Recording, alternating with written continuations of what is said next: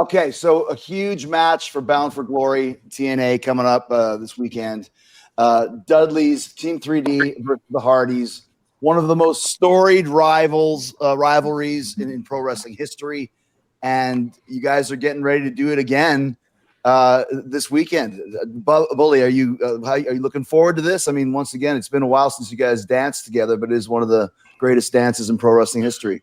Last time me and D'Von were in a ring together was at TNA 1000, and I believe the last time that myself, D'Von, Matt, and Jeff have been in a ring together was probably more than 10 years ago when Matt and Jeff got back together and came back to TNA. I believe we had a match at the Manhattan Center, and which led to, the Hardys versus the Dudleys had a return match. It was Hardys, Dudleys, and the Wolves in Full Metal Mayhem. And we're going to come full circle now 25 years later from the first tag team tables match that happened at the Royal Rumble 2000 in Madison Square Garden. I'm very excited for it, and I'm genuinely excited for it for wrestling fans. This match truly is for wrestling fans who got to grow up on the four of us, and for wrestling fans who never got to see the four of us before. I think this, and I think with the other guys who would agree, this match and this night is about one word, and it's about emotion. And that's what our business is all about. It's how you make people feel. And the Hardys and the Dudleys are going to make people feel one more time. What do you think, Matt? Once again, like Bully just said, it is about emotion, and there's a lot of history there. And you guys are having, once again, probably your 10th or 12th resurgence as the Hardys, maybe even bigger than you've ever been once again, and getting ready for this huge tables match this weekend. It is truly a resurgence, and it's amazing how beloved we are right now. And we're almost generational wrestlers. We've been doing this full time now for almost 27 years straight, which is insane. We've been on the road nonstop. We've been grinding away, and just I feel like the longevity between myself and Jeff is pretty much unmatched when it comes to a tag team. So we've been able to do some very special stuff, and this is going to be very special. When the Dudleys came to WWE, we're very excited to work with them. We watched them in ECW. We love their unique style, what they did with tables, the way they introduced tables into their matches, the 3D, everything. And little did we know that we would go on to make incredible history with these guys. The tag team tables match at Royal Rumble 2000.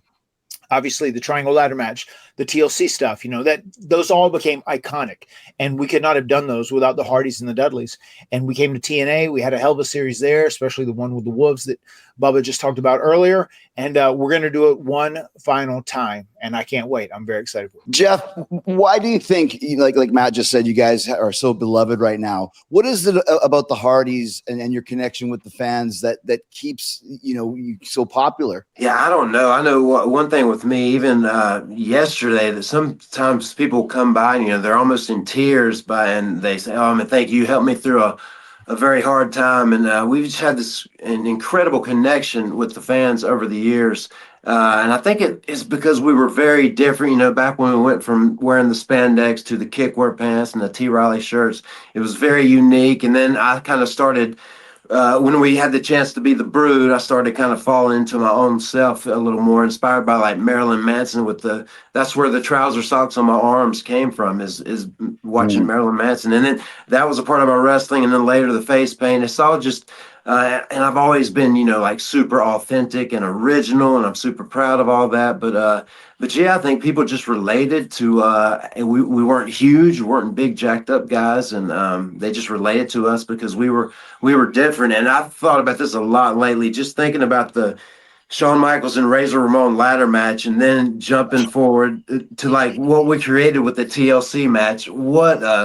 Oh my God, a huge level changer that was, from watching Shawn and Razor and then seeing that first TLC match is just, it's so extreme. And this Sunday at Bound for Glory is going to be epically extreme and epically emotional. D'Von, it seems like with you, it's almost like the Mafia. As soon as you think you're out, they pull you back in. And so here you are back again with Bully and Team 3D.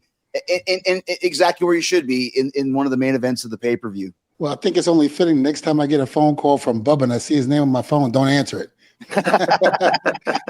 Don't answer it. And every time I answer it, hey, you think you can go again? You know, I'm like, Bubba, I'm out. I don't want to get back in. No, just one more chance. I mean, just think about it. It's the Hardys. We can redo. I'm like, God damn. You know, of course, my pride gets in the way. I'm just like, hell yeah, I can do it. Yeah, I can do it. As long as I don't hang with Jeff 25 feet up in the air, I'm good.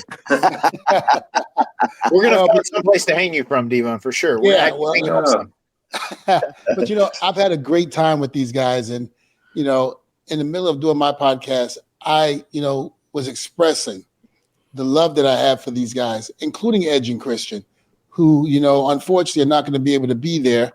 But again, the camaraderie that we had with these guys has been unreal. Who would have ever thought that we would have been able to have the magic that we've had with each other? I mean, again, I remember watching them when we were in ECW, watching them on WWE TV, saying, man, I would love to work with these guys one day.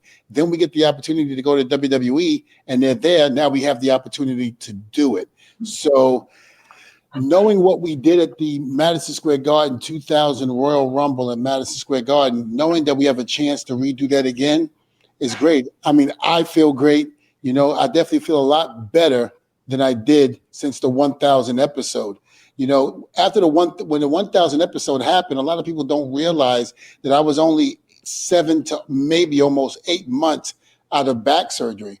So I went in there and I was still able to do my thing and hang on. But now I'm 2.5 years, almost 3 years out of back surgery, and I feel better than ever, especially with the DDP yoga. That has been tremendous for me. I can't begin to tell you.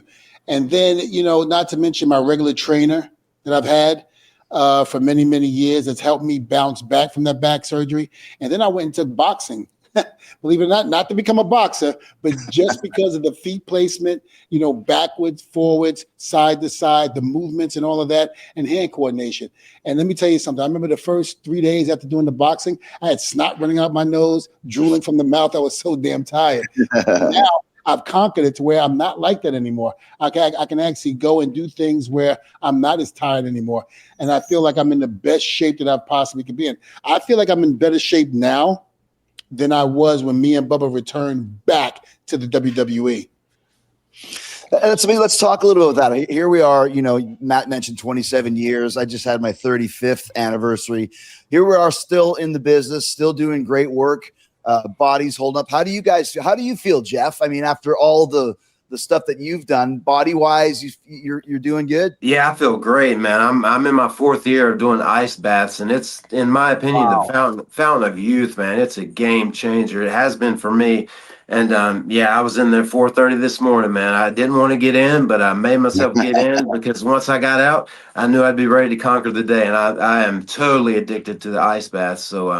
So yeah, it's been a game changer for me, and I love it. That's it. Darby Allin was telling me about the ice baths, about how beneficial they are to your body. Yeah. Matt, you're nodding your head. You take them too? Yeah, we swear by them. Jeff convinced me about it initially, and then I started going into my pool when it was winter, just in the extreme cold water, and then I ended up getting one, and I do it every day, man. And we'll go out of our way when we're in towns to see if there's an ice bath place locally. Interesting. What does it do for your body? It destroys inflammation. If you're beat up, like recovery, it accelerates it. It also, we both do ours first thing in the morning, and it also like super speeds up your metabolism. And I think that is also helping us both stay in shape. But it's like, you know, you put on ice if you're swollen somewhere. It's like you're doing it to your whole body at once. And it has so many great benefits. You know, like it releases brown proteins from your liver, which does a lot of good things. It does so many positive things for you. It's a tough thing. It's uncomfortable, but I think part of the challenge is mentally getting in there and overcoming it, you know, being in control of yourself. And it teaches you discipline on another level. For me, the ice bath has been like life-changing. And for me, you know, an ice bath is the amount of ice I put in my Jack Daniels or my tequila. So it doesn't exactly help with inflammation, but I feel good afterwards. It maybe just helps with pain. That's one of the benefits from it. But I agree with Jeff and Matt. It's a lifesaver for me. I mean, having that back surgery and then going in there and just think the hardest part for me is sticking my feet in to try to see if I can take it, and then trying to get it. I'm like, no, you can't just stick your foot in. You can't stick your leg. You have to jump in. Yeah. You got to commit. Jump in and just go through it. And the one thing I learned is when I get in there, I'm like hyperventilating. I feel like the pressure is on my chest. It's so damn cold. And I'm like, I got to get out. I got to get out. But then you got to tell yourself to relax. It's okay. Mm-hmm. Don't worry about it. Just relax. You got this. You know, it's not like me and Bubba in the dumpster getting thrown over. Don't shake your head, Bubba. I was scared. I was hyperventilating. No, but it's a great feeling to be in that ice bath. It really is. Let's talk, Bully, about the initial times when you guys came into WWE. And you mentioned that you had seen the Hardys, and D'Von mentioned he'd seen the Hardys. Hardys had seen the Dudleys. How early on to your WWE experience did you start working with Matt and Jeff, and were you looking forward to it? I actually didn't remember the first time we'd actually been in a ring with these guys, because we got there in September 99 and the tag teams tables match was January of 2000. So there's only about 3 months in between there where we could have met up. And then I just recently saw on social media the match that, we were all involved with. I think we were tagging with Stevie Richards, or somehow we had all gotten in the ring the first time. And I always talk about coming into the WWE. It was different for us. Matt and Jeff were created in the test tubes of the WWE. Edge and Christian created there. Me and D'Von were ECW guys. And despite the fact that the WWE, really, went after us, and we had many meetings and they wanted to bring us in, they still didn't have a real plan for us because we were a tag team. And I never thought that they had a plan for Matt and Jeff or for Edge and Christian. They had a phenomenal ladders match with Edge and Christian. We had a phenomenal tables match together. And then one day, all three of these teams just were in the same place at the same time. And I always say Vince McMahon stepped in shit, and he realized that shit smelled like money, and he ran with it. And it just worked. And, everybody likes to bring Edge and Christian's name into it, and I appreciate it and I understand it. But Edge and Christian were around for like 2 years. The Hardys and the Dudleys have been around for 25 years. We're synonymous with tag team wrestling. And, we carved something out a long time ago just amongst the four of us that we're going to be able to revisit and not recreate, but, renew this Sunday live on pay-per-view.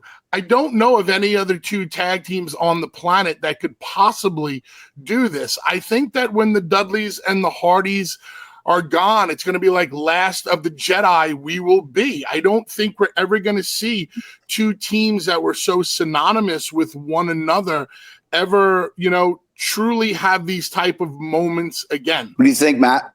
Do you agree? You're going to be hard pressed to find two tag teams that have consistently been together for, a quarter of a century, which we have. You'd said that too. 27 years we've been going full time, since we started with WWE full time back in 1998. We've been, I know you were 35. I just saw you'd celebrated that. Happy anniversary, Chris. Thank you. We're at 33. We'd started in 92 initially. But when it comes to tag teams, I just don't think there are tag teams.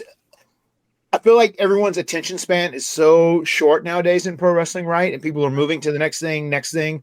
Like, you have two tag teams that have lasted and have thrived for 25 years, a quarter of a century. And I think that is something you probably won't see again. I think that makes this even more special.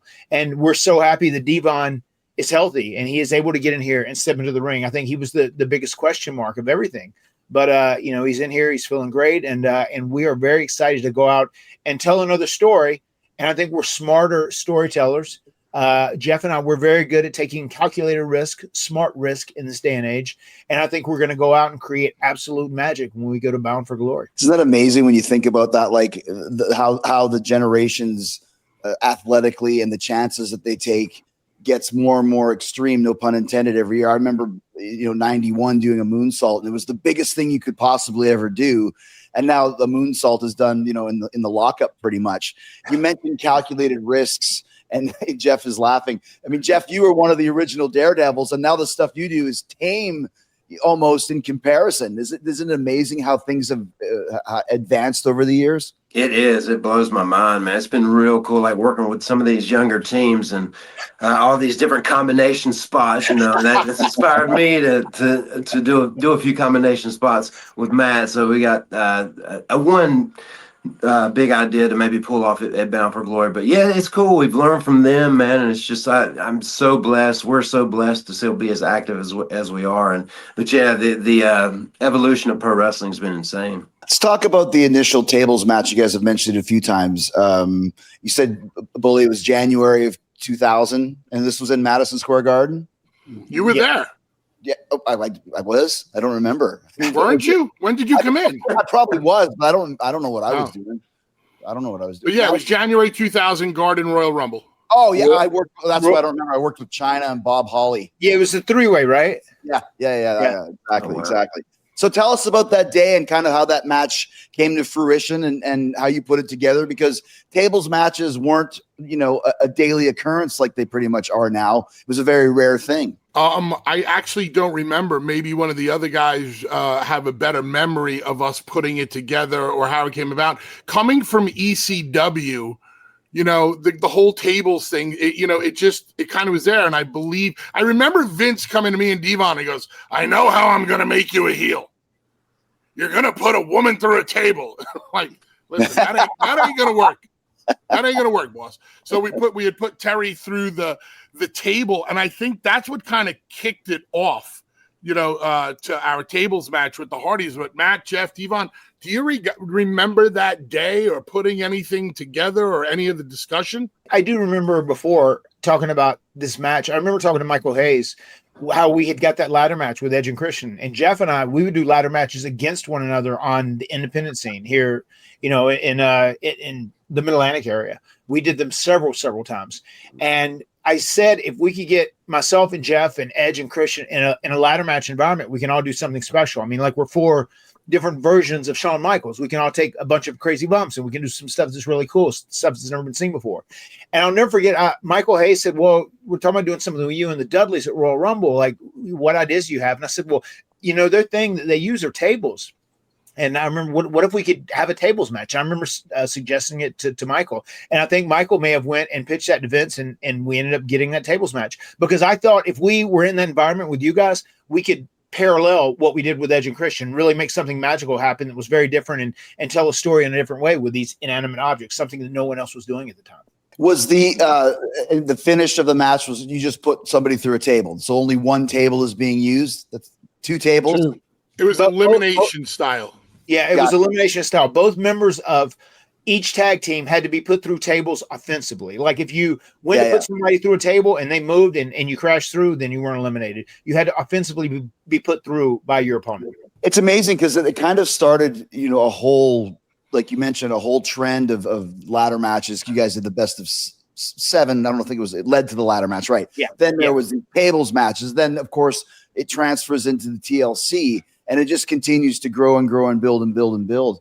Was that a lot of Michael Hayes's influence in there? Was there a lot of discussions with Vince when you're talking about, let's say the first TLC? Is this something you guys are pitching? Well, I think they realized after we had the tag team ladder match and the tag team tables match, both of these things were very special. What if we could combine everyone and kind of make it into one thing? And I can say Michael Hayes was a big advocate for all of us at that time because he was a big tag team guy, and it was an opportunity for tag teams to thrive. So he definitely helped us out. And I think Vince realized once we had that triangle ladder match at WrestleMania 2000, and it was a big show stealer, right? I feel like they're like, wow, we slipped into something. We found something cool. Like, let's drag this out and let's do this again, which ultimately led to TLC and TLC 2.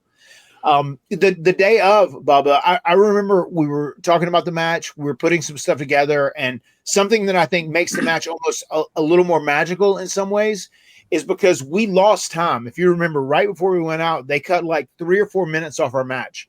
And we kind of had a group huddle, and we said, "Hey, what do you think we should do? Should we cut some stuff out? We have a lot of good content. We have really great ideas." And we're almost all like, let's just burn through it. If we get in trouble, we get in trouble. And if we don't sell enough, then oh well. Like, we've got good stuff. Like, we shouldn't change it because they're pulling this on us at the last minute. And that's what we did. Like, I'll never forget the spot with D'Von where he is on the table and I'm coming off the top turnbuckle to leg drop him through a table. And I crash and burn. D'Von rolls off. It was going to be D'Von rolls off, takes 30 seconds, is pulling himself up on another table by the barricade. Then Jeff comes flying out and splashes through the table as D'Von moves again. That happened in like 6 seconds. It's like, bam, bam. Remind you, Jeff did not wait. Yeah. Jeff just flew. And if you ever go back and watch that match, you'll see, like, we moved through it, but I think the car crash effect of it did something at that time because people had never seen a match like that. And we were all trying to sell as much as we possibly could. But at the end, Vince was adamant that I get Jeff back into the ring and that I hold up his hands and we have a beauty shot. So they said, like, you've got 25 seconds left. You've got 25 seconds left. And Jeff has just done the swanton off the balcony and put D'Von through a table. And I pick Jeff up. It's like Weekend at Jeffrey's. And he's dead. And I take him and I throw him over the barricade. And then I pick him up and I throw him into the ring. I mean, this should have taken 70 seconds to do. And we did it in 10 seconds. You know, I mean, we burned through it. And what we ended up doing ended up being very, very special because it was just nonstop. Bing, bing, bing, bing, bing, bomb, bomb, bomb. Yeah, I remember that spot when D'Von moved back to back. I was so excited for that spot because I was Will-O-the-Wisp in the Southern Pines National Guard Armory one evening, and I went through a table like that and went completely through it, totally clean. And I remember hoping that would happen at the WWE show, but it didn't. But it was such a fast, move, and it was such a crash and burn. That's one of my favorite spots in the match. I know if I didn't move, it was over. Yeah, it was fast. Jeff he came. Was not expecting to come that fast. Thank God. You know, sometimes, you know, when you're selling, you know, you put your face down and you're not really paying attention. Thank God I'm selling with my head up. Like me and Bubba always teach at the wrestling school, never sell with your head down, sell with your head up. So I'm selling, my head's up. I went, oh shit. I just had to move because here comes Jeff. Bang. And I mean, God forbid if I didn't move, good God. But you know what? It was great. I was talking to Bubba this past Saturday when we were doing Kurt Hawkins' charity event show where he and Kurt and Matt Cardona did a match. And I was like, you think we can reinvent that spot again? You know, with like putting me on the table and then I move and then have the other table set up and Jeff just comes crashing through. Bubba goes, I don't think we should try that again.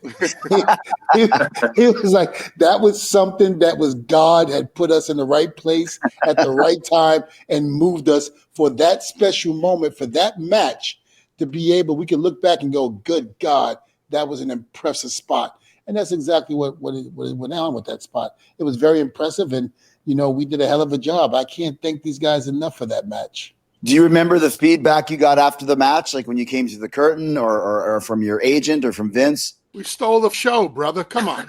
I mean, I remember everybody coming to us. That was incredible. You guys really tore the house down. Good God. I've never seen anything like that. And me and Bubba were like, that's a typical night in ECW for us.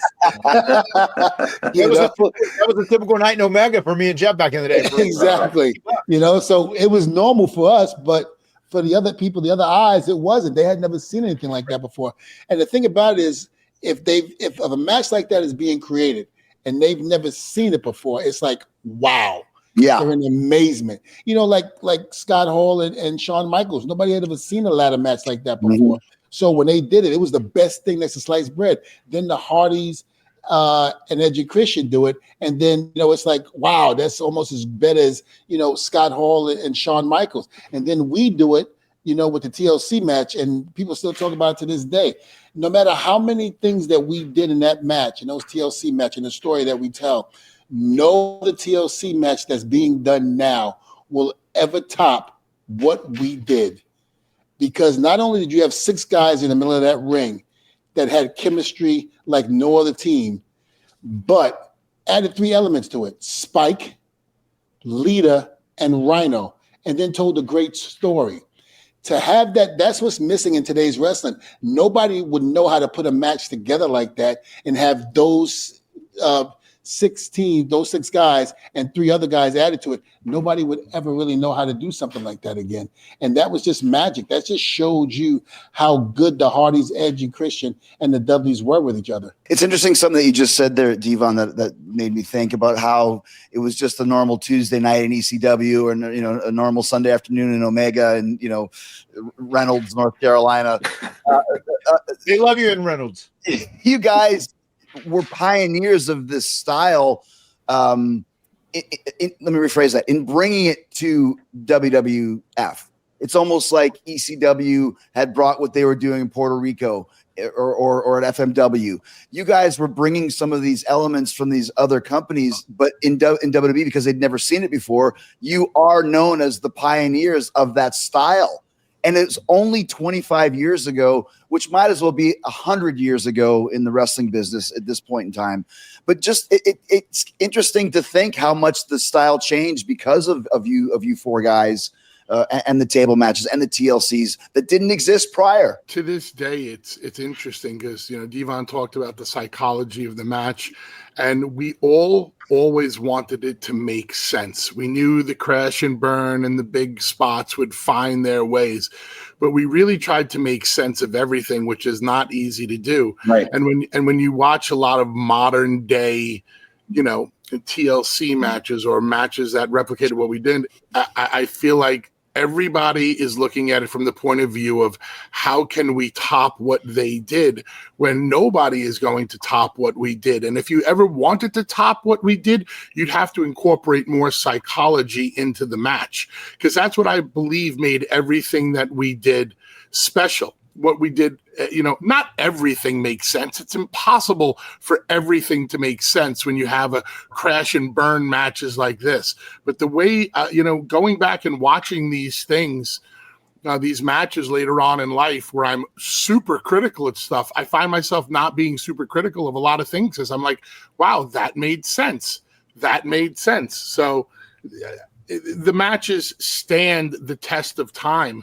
And I believe at Bound for Glory, that's what we're looking to do again. I don't know if it's necessarily about a match that will stand the test of time.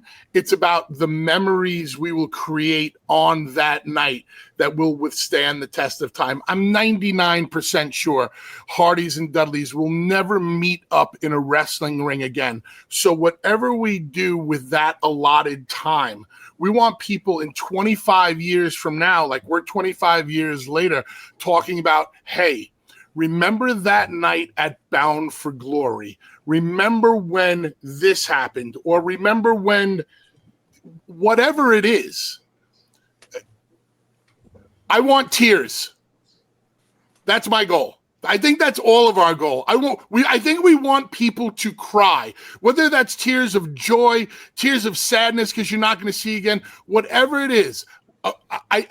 Tears is the goal, because we want people to be on that emotional roller coaster. I don't know what those guys think. I think tears are going to happen just because not only is it the end of this 27-year rivalry that we've had with one another, it's going to be the end of a lot of fandom for wrestling fans, because there are so many people that go, oh my God, every day we're out and we meet wrestling fans, they go, my God, the TLC match is you and the Dudleys and Edge and Christian, or the tables match you and the Dudleys. It was incredible. It changed my life as a kid. I grew up and I became a fan because of this match or because of that match. Like, that ends for these people. And I think there's going to be part of the people that are watching this either live in the arena or on pay-per-view, and they're going, wow, this is the end of my fandom because I won't see it again. I have to cherish this memory and these moments because this is the final time I get to watch it. Just real quick. I'm sorry. I want to, talking about emotion.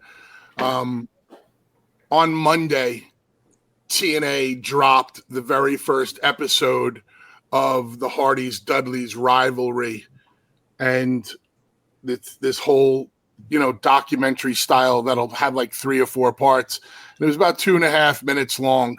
And I don't do emotions. Emotions are for the weak. But I will tell you, by the end of this 2.5 minute video, I was legit choked up, because I was like, I was proud of what I saw. And like, just being so emotional after 2.5 minutes of watching your own stuff. I can't imagine the amount of emotion that we're going to be able to bottle on that night. The roller coaster that we plan on taking people on. And that's why I'm encouraging people to get tickets and be there live. Yeah, you're going to be able to watch it on pay-per-view on Triller TV, but I think the live experience is truly where it's going to be at. You know, I was thinking when you talk about emotion, I'm thinking going back to when Savage retired after being beat by the Ultimate Warrior. Savage is with Sherry, you know, because after him and Liz split up. And then, you know, Sherry turns on him and we're watching Elizabeth watch from her seat and she can't take it no more. And she runs down to the ring, grabs Sherry, throws her out. And you finally see the meeting between Elizabeth and Savage. And when they finally hugged for that first time after so many years, the emotion from people, even Gorilla Monsoon and Jesse, and just people crying because they finally saw them two reunite again. It's almost like something similar to what we're trying to do. We're trying to get that emotion out of people that this will be the last time you see the Dudleys and the Hardys together in that ring. Let the emotion out. You're happy for us, but yet you're sad at the same time. It's almost like going to see Kiss in Madison Square Garden, the final show. You know, and this, you know, as we're talking, I'm just realizing, and I knew it was a big match, but this is a very monumental moment in pro wrestling for sure. It's a huge match, but like you guys were saying, this is a lot to me like Undertaker versus Shawn Michaels. And let me explain the reason why. You had two guys that had faced each other a few times, but they both have, you know, 25 years of main event experience. To see them together, you realize we're not going to see another match like this because it's hard. You can't have another Undertaker or another Shawn, another Dudley's, another Hardy's. It's like, you know, there won't be another Rolling Stones. There won't be another Kiss. Like, this is years and years and years of legacy and history and fandom, like you mentioned, that's coming to fruition for the last time. You're not going to see something like this again because you can't with the amount of history and time in the business that you guys both have as teams. It's true. Very well said. And I agree with that. I absolutely concur with that statement. What do you think, Jeff? Is this going to be emotional for you as well? Oh, without a doubt, for sure. I actually talked to Tommy Dreamer about it, but I felt bad for the chairs, you know, the object of chairs. I was like, wow, I wonder if we could do a tag team chairs match. How would that look? How would that play out? And so I was really even to the point of, what if we got a cool custom recliner chair with the TNA logo on it and all that? And there were two of them. And you had to get your opponents in the recliner chair and recline it to win the match. So I went crazy. I don't think the world's ready for that yet, so it didn't work out. But Matt, can you please stop him from talking? So people start have the first ever tag team chairs match. Let's talk about the TLC and then once again another match that you guys basically created from scratch. That's now become, you know, a standard match in pro wrestling. How did that? I know we've kind of talked about, you guys did the tables match, you guys did the ladder match. Talk about the concept of the TLC, how it came together, and how you're able to put that, because another classic all-time moment in WWF history is with you guys involved. Yeah, I mean, it was very much established that Jeff and I, we were the ladders guys. The Dudleys were the tables guys, and they wanted something for Edge and Christian, and they ended up coming up with chairs. I'm not sure specifically who did that. We did the first ever, really, it was the blueprint of the TLC match at WrestleMania 2000. It was coined as the Triangle Ladder Match, Triple Threat. And it was, in theory, the first TLC match. And then I know after that, they wanted to revisit that because Vince thought it was hugely successful. And I remember we were able to label it and brand it as TLC, tables, ladders, and chairs. And that was a big deal. Even Mick Foley getting it over with that tables, ladders, and chairs. Oh my. Right. That was great for our branding as well. But that once again, that was just all of us coming together to use these inanimate objects to tell stories in a different way that had never been told before. After the triangle ladder match, we all huddled up. And Michael Hayes was there, and Dr. Tom Pritchard was there too. Got to give some love to Dr. Tom because he was a co-agent on the match. And I remember Michael Hayes specifically saying, man, I love the way you incorporated the tables and the chairs also. And I think that's the very first time the light bulb went off with all of us. Mm-hmm. And I remember thinking, and I don't remember if I said it or not, like, oh, yeah, if we ever did it again, we could call it TLC. And I was like, ooh, that's a stupid idea because TLC means tender, loving care.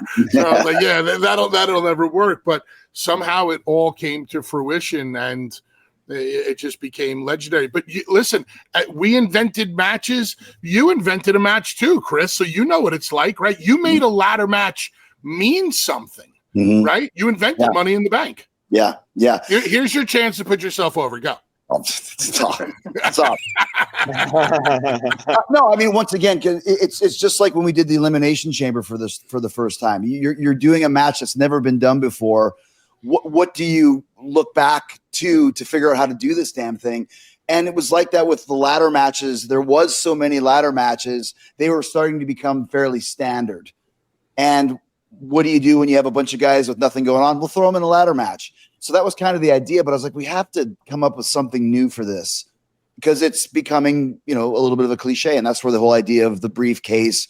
Actually, Vince had the idea of the briefcase. I had the idea with Brian Gewirtz of having a contract that you would hang from the ceiling that you could use the next night to exchange for a world title shot. And then Brian came up, well, what if it can last for a year? And then Vince liked that, but he insisted that you put it in a briefcase. That was his classic Vince touch of like this little detail that actually becomes the biggest part, So yeah, once again, we were able to do that and make it something new and different. That's become, a standard match for WWE now. But that all kind of stemmed from how do you continue to make these ladder matches interesting, especially after you guys had started with the TLC. I don't remember what the second one was. I remember the Forgotten TLC that Matt and I laugh about quite often. But what was the second one? Do you guys recall that one? TLC 2 is in the Houston Astrodome. Yeah. Right. Yeah. TLC 2 is overall viewed as the best and probably the most iconic of all the TLC matches. Gotcha. And that was the one at WrestleMania. Yes. That was the one at WrestleMania in the Astrodome. Much like you talked about, Chris, about, the ladder match becoming a little passé and they just went to it a little bit too many times. That's what actually happened to all of us with the TLC matches.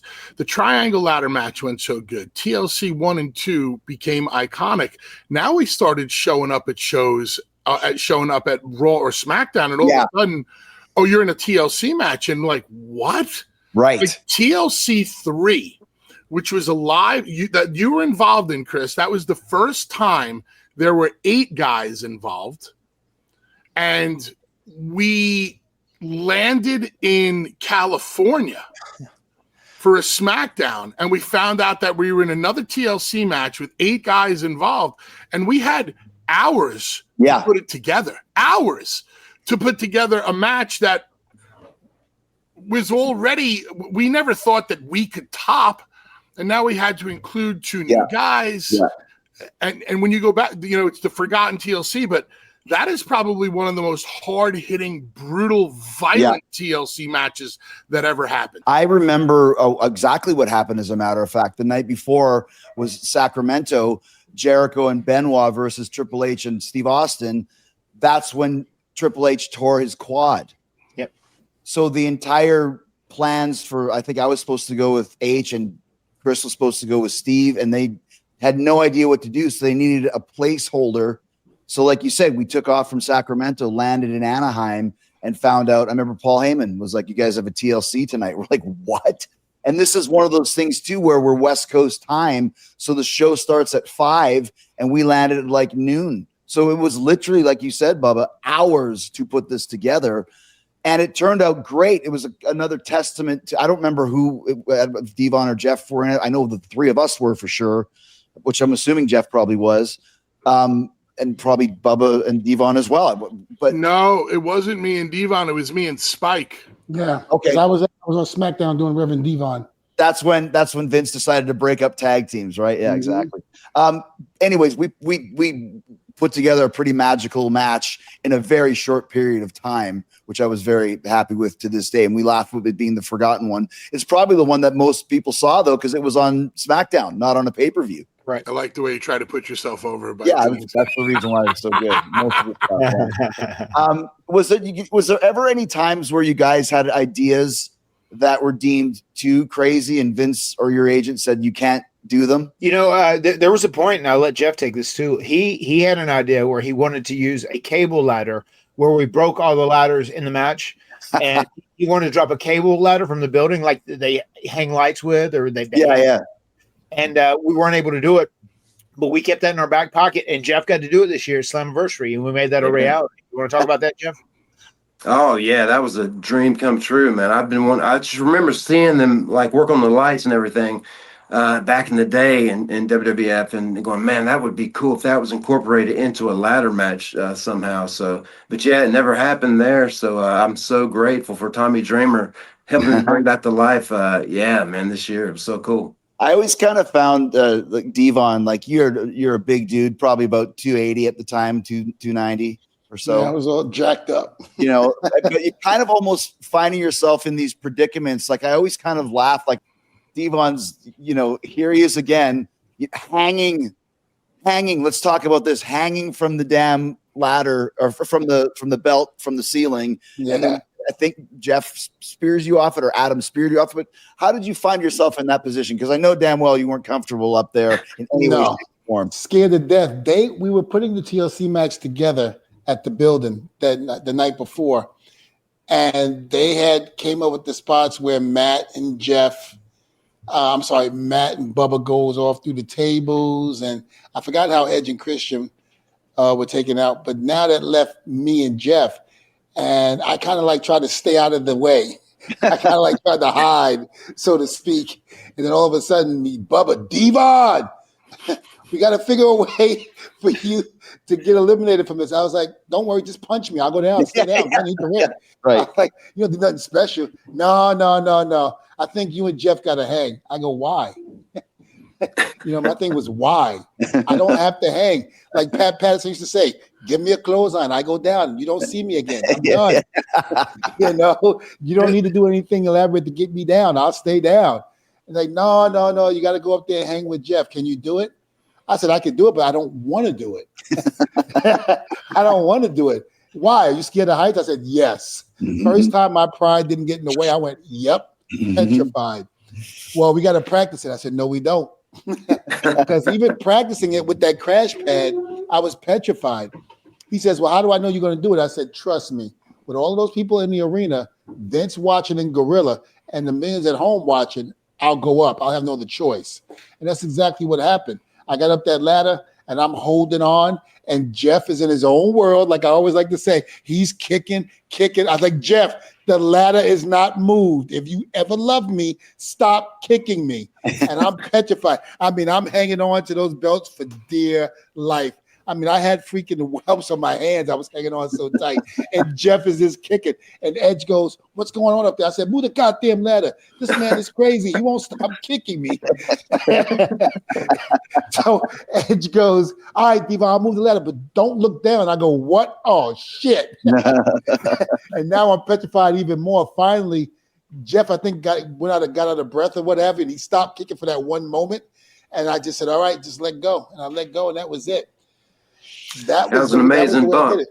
Amazing bump. That was how I did it. I mean, I had to go up there and do it. I couldn't practice it. I couldn't rehearse it. But I knew if all eyes were on me at that particular point in time, I had no other choice but to go up there and do it.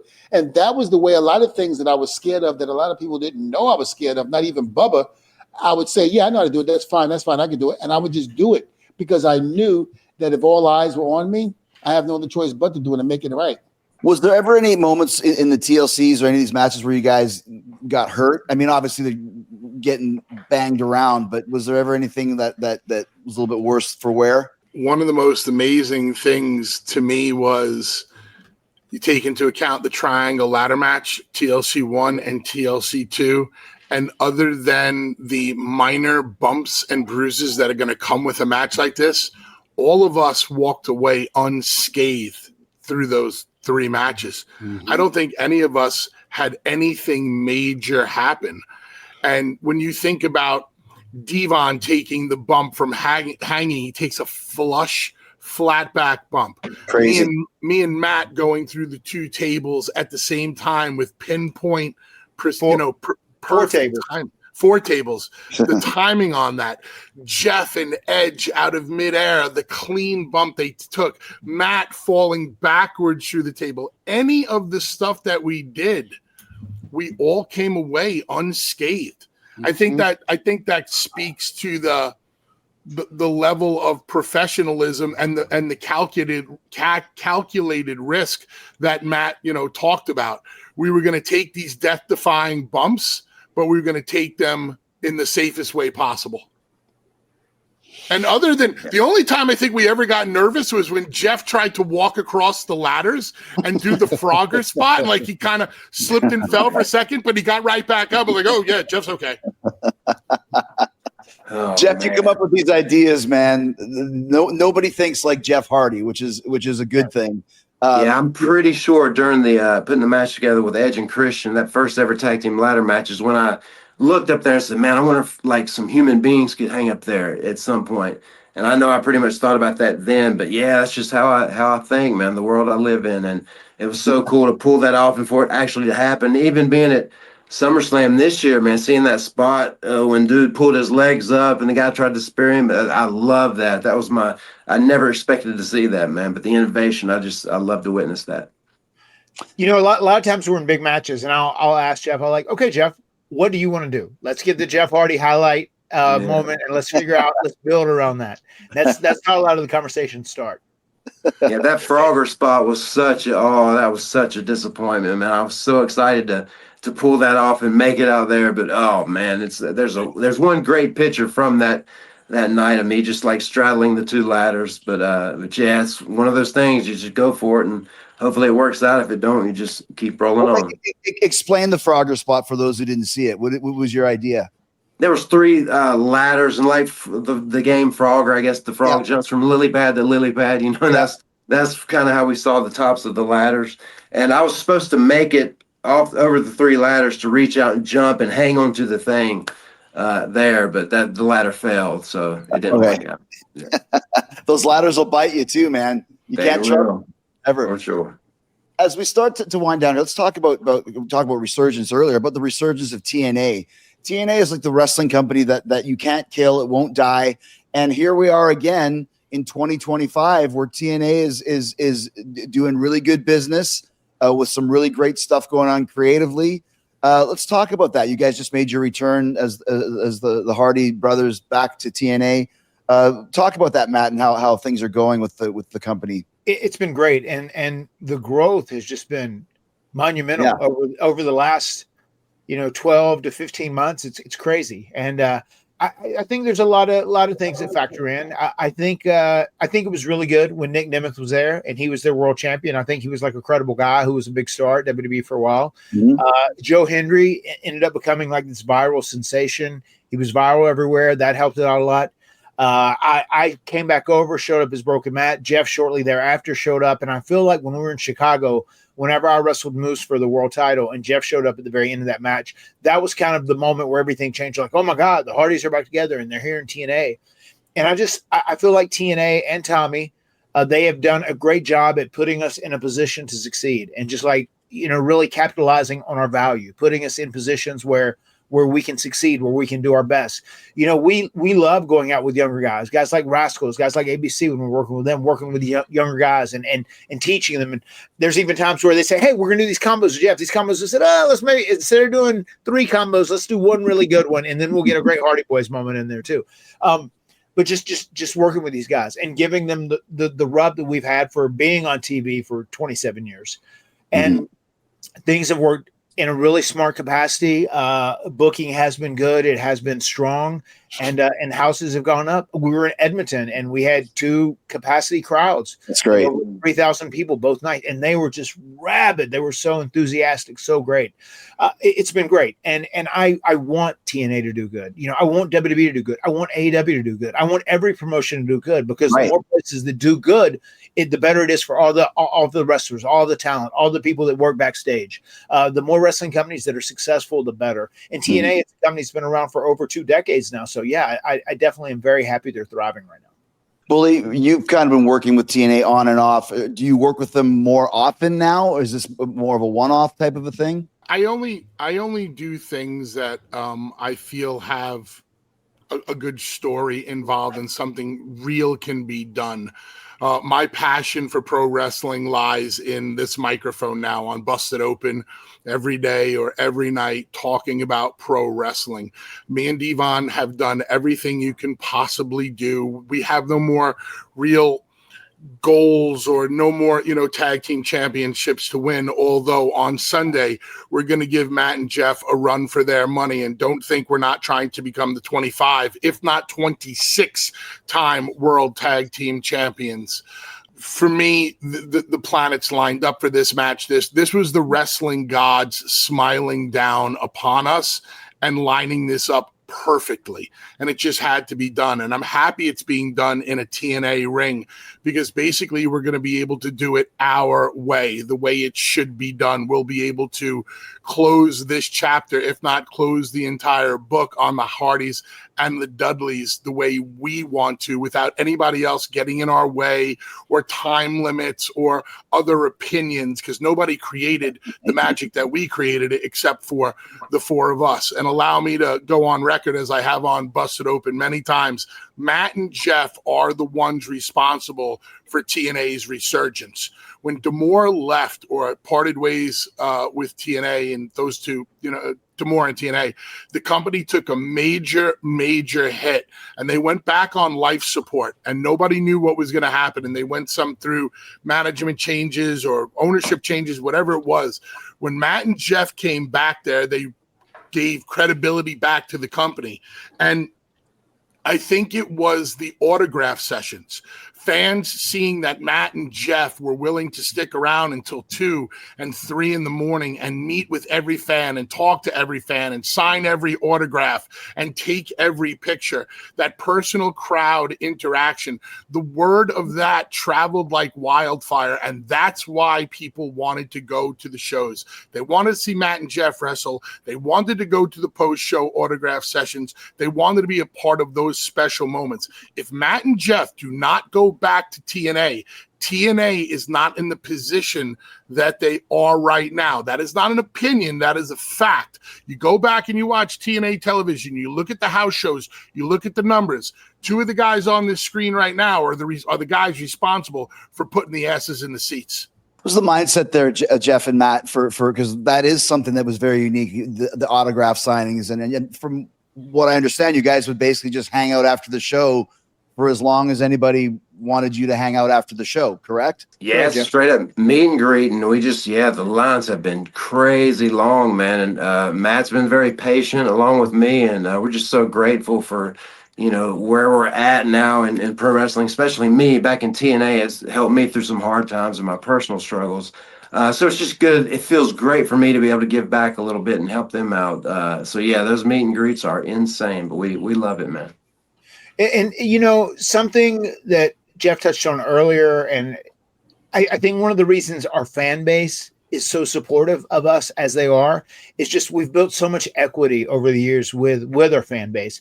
And I think people who meet us, they realize like, wow, they're not like some big, massive wrestling star with some ego. They're like 2 guys, and if they weren't a wrestler, we would probably be friends. And I think a lot of people feel like that whenever they meet us. And I think that is part of the attraction to myself and Jeff.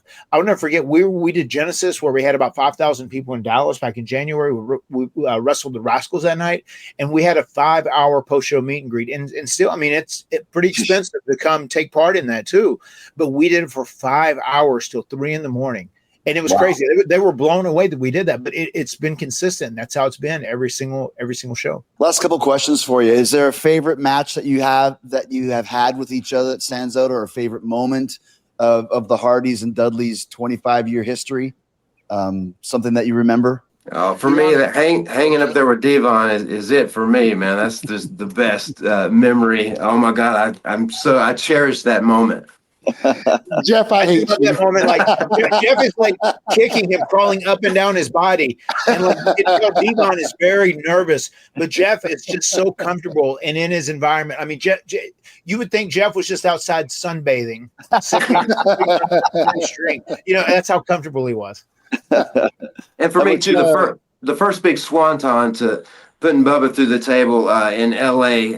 That like at first I hit the floor so hard I thought I missed the table, but thank God I looked back and the table had broke. But my heels hurt for about a month after that. My tailbone. So that was probably my worst injury out of all these TLC matches. Was that first swanton off the big ladder? You got a memory, Matt? Yeah, I mean, I still think my memory is just that first tag team ladder match, because not only did we go out and do something special, but the camaraderie that came out of that match, because we all had that group huddle. We said, let's just burn through it. If we get heat, we get heat. Give us the heat. This was our moment, and they took some away from us, so we're going to go do what we have planned. And and it worked. We came back through to a standing O, and it was something that was a game changer. D'Von?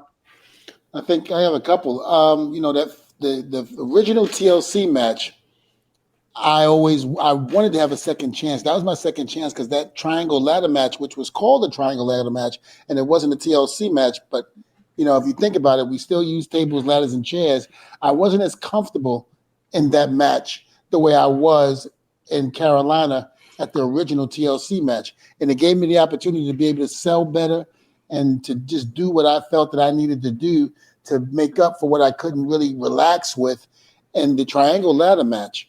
I just also remember not saying a word. I mean, the guys told me, don't tell Michael, don't tell Vince that we're going to do this hanging spot, because we were afraid that they were going to ixnay it. We were afraid that they were going to say no to it. And, I just remember keeping my mouth shut. I come back through the curtain, and Linda McMahon is standing there. She goes, "Are you okay?" And I go, "Oh, I'm fine." She goes, "Are you sure?" I was like, "Yeah." She goes, "That was a hell of a bump." I was like, "Oh, yeah, we all had it planned. Everybody knew." But no, we kept it quiet because we were afraid that they were going to not say yes to that. Because it was kind of like a memory of Mick Foley going off the top of the cage through the table. Not the same effect as Mick Foley, but again, you're hanging that high and you just drop, So we were afraid that they were going to say no to that. So I didn't open my mouth, didn't say a word.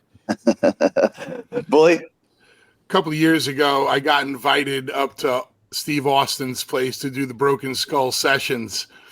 And when I got to his studio, I remember walking up a flight of stairs into the main studio where the WWE production team was, and Steve was in there. And they were all watching Steve's big screen TV. And they had TLC 2 on. Nobody knew I was standing in the doorway. And it's queued up to the spot where me and Matt are standing on the top of the ladder, and Edge and Christian or Rhino, whoever pushes it over, and we both crash and burn. And as we're about to fall over, Steve is looking at the screen and he's yelling to the camera, and he's like, "Watch this, holy shit, this is the greatest thing I've ever seen, watch this, look at this, oh my God." And I'm sitting there in the doorway, and Steve doesn't know I'm there. And he's marking out for this spot, and I popped in the background, and he turns around, "Some bitch, how long you been standing there?" Right? So he gets up and he hugs me, and he looks at me, and he goes deadpan his face. He goes, "Who sold out WrestleMania 17? I said, "You and The Rock." He said, "Who stole the show?"